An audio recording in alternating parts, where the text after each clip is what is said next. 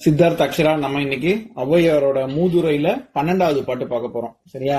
அக்ஷரா, காப்புச்சிகள் சொல்லுமா. வாக்குண்டாம் நல்ல மனமுண்டாம் மாமலரால் நோக்குண்டாம் மேனில் உறங்காது பூக்கொண்டு துப்பா திரும்பி தும்பிக்கையான் பாதம் தப்பாமல் சார்வார் தமக்கு.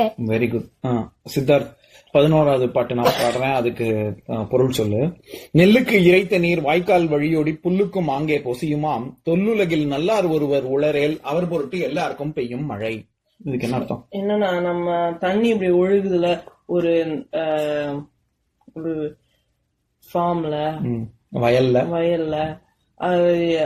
தண்ணி இப்படி வழி போகும்போது அந்த வழியில என்ன முளைக்குதோ, சின்ன சின்னதா முளைக்குதோ, அதே மாதிரி ஒரு நல்ல ஒருத்தங்க இருந்தாங்கன்னா அவங்களோட நல்ல விஷயங்கள்லாம் அவங்களுக்கு பக்கத்துல இருக்கிறவங்களுக்கும் வரும். அதனால அந்த ஊருக்கே நன்மை நடக்கும். எப்படி நெல்லுக்கு விடுற நீர் புல்லுக்கு போகுதோ அந்த மாதிரி நல்லவங்க இருக்காங்கிறதுக்காக பெய்யற மழையில எல்லாருமே பயனடைறாங்க அப்படின்னு. சரியா? சரி, இப்ப 12வது பாட்டு பார்க்கலாம்.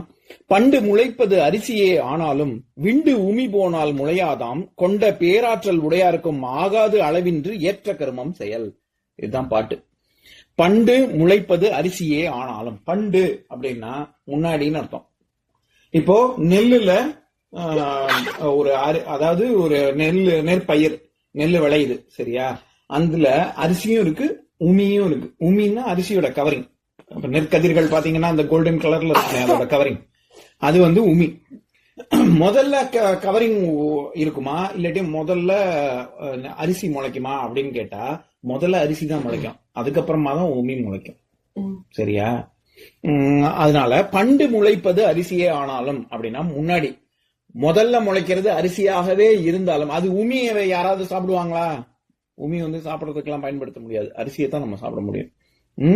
அப்போ உமி அது கவரிங். அது என்ன பண்ணுவாங்கன்னா, மாட்டுக்கு ஒரு பிஸ்தாச்சி உள்ள இருக்கு, அதோட நட்டு கவரிங். ஆமா, அது மாதிரி அது இவங்க ஔவையார் என்ன சொல்றாங்க, முதல்ல முளைக்கிறது அரிசியாக இருந்தாலும் கூட, ஆனாலும் விண்டு உமி போனால் முளையாதாம்.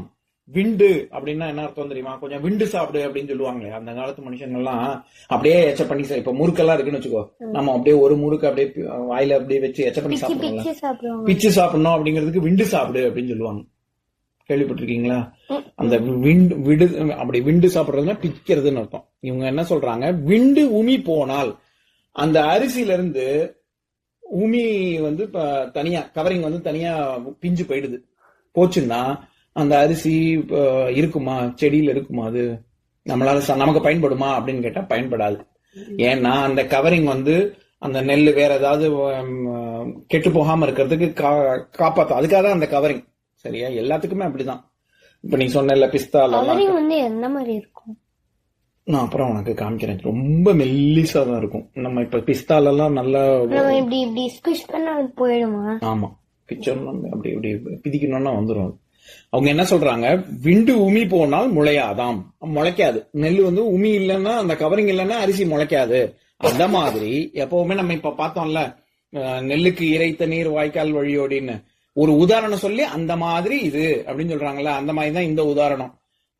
உமி இல்லைன்னா அரிசியாகவே இருந்தாலும் உமி இல்லைன்னா பயன்படாது, விளையாது. அது மாதிரி கொண்ட பேராற்றல் உடையாருக்கும், ரொம்ப பிரமாதமான ஆற்றல், திறமசாலியா ஒருத்தன் இருந்தாலும் கூட ஆகாது அளவின்றி ஏற்ற கருமம் செயல்.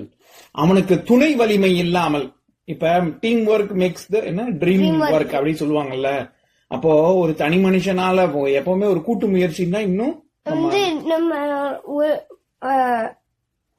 நம்ம ஒருத்தங்க கூட செஞ்சா அது இன்னும் நல்லா வரும். அதத்தான் இங்க உதாரணமா சொல்றாங்க. என்னன்னா, நீ எவ்வளவுதான் நீ பெரிய திறமசாலியாக இருந்தாலும் ஆகாது அளவின்றி ஏற்ற கருமம் செயல். அதாவது அளவின்றி ஏற்ற கருமம் செயல் ஆகாது. உனக்கு துணை வலிமை, உனக்கு துணையா ஒருத்தவங்க, உனக்கு சப்போர்ட்டுக்கு ஒருத்தவங்க இருந்து நீ செஞ்சேன்னா, அது இல்லாம உனக்கு நீயா தனியா ஒன்னும் செய்ய முடியாது, கூட ஒரு துணை வேணும் அப்படி சொல்ற. எப்படி நெல்லுக்கு உமி துணையா இருக்கோ, அந்த மாதிரி எப்பேற்பட்ட ஒரு ஆளுக்கும் ஒரு துணை தேவை அப்படின்னு. இப்ப உதாரணத்துக்கு கம்பராமாயணம், நம்ம கம்பரை எவ்வளவு போற்றி சொல்றோம், எவ்வளவு அழகா ராமாயணம் எழுதியிருக்காருன்னு. ஆனா கம்பருக்கு அவர் வந்து 3 வேளை சாப்பாட்டுக்கு உத்தரவாதமா யார் இருந்தா? சடையப்ப வள்ளல்னு ஒரு வள்ளல் இருந்தாரு அவர் காலத்துல 1000 வருஷத்துக்கு முன்னாடி.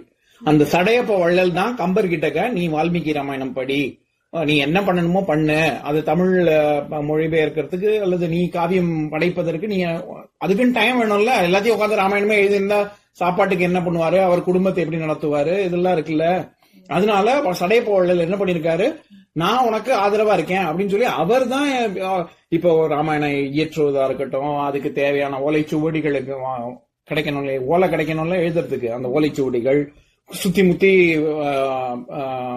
சிஷ்ய பிள்ளைகள்லாம் இருப்பாங்க, அவங்களுக்கு வேணுங்கிற பணிவிடையெல்லாம் செய்யறதுக்கு, அன்றாட சரீர தர்மங்கள் செய்யறது எல்லாத்துக்குமே ஆள் தண்ணி பிடிச்சணும் எல்லாமே தேவையில்ல. அதுக்கு எல்லா சிஷ்யர்களுக்கு எல்லாம் யார் காசு கொடுக்கறது? சடையப்ப வள்ளல் தான் கொடுத்தாரு. அது போக இவர் கம்பராமாயணம் இயற்றினதுக்கு அப்புறம் அதை அரசனாகி அங்கீகரிக்கணும். அப்படின்னா தானே நாட்டு மக்கள் எல்லாரும் படிப்பாங்க. இல்லாட்டி யாரோ ஒருத்தவங்க புஸ்தகம் நம்ம பப்ளிஷ் பண்ணாங்க அப்படின்ட்டு போயிடும் அது. அதனால ராஜா கிட்டக்க போய் இந்த மாதிரி ராமாயணம் இயற்றிருக்காரு, இதை நீங்க ஏத்துக்கணும் அப்படின்னு சொன்ன உடனே அரசவையை கூட்டி, புலவர் சபையை கூட்டி, அப்போ எல்லாருக்கும் இந்த கம்பராமாயணம் இருக்கும்படியா அதுல வந்து ஒரு கதை கூட உண்டு. நரசிம்ம அவதாரத்தை பத்தி அதுல ஒரு இது ஒரு படலம் ஒண்ணு வரும். உடனே இதெல்லாம் தவிர்க்கணும், இதெல்லாம் வால்மீகி ராமாயணத்துல இல்லன்னு சில புலவர்கள்லாம் அப்ப வாதாடினாங்க. அப்போ இல்ல, அப்போ வந்து நரசிம்மர் கர்ஜித்ததா ஒரு கதை ஒண்ணு உண்டு.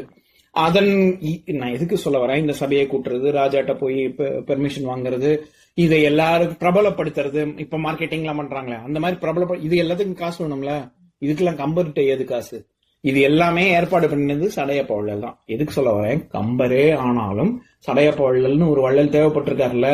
அந்த மாதிரி ஔவையார் என்ன சொல்றாங்க, நீ என்னதான் பெரிய திறமசாலியா இருந்தாலும் உனக்கு சுத்தி ஆதரவா ஒரு வட்டம் இருக்கணும். அப்படின்னாதான் நீ இன்னும் மேல மேல நீ திறமைய வந்து வெளியில உலகத்துக்கு காமிக்க முடியும் அப்படின்னு சொல்றாங்க. சரியா? இப்ப நான் பாட்டை படிக்கிறேன், என் கூட சேர்ந்து படிங்க. பண்டு முளைப்பது அரிசியே ஆனாலும் விண்டு உமி போனால் முளையாதாம்.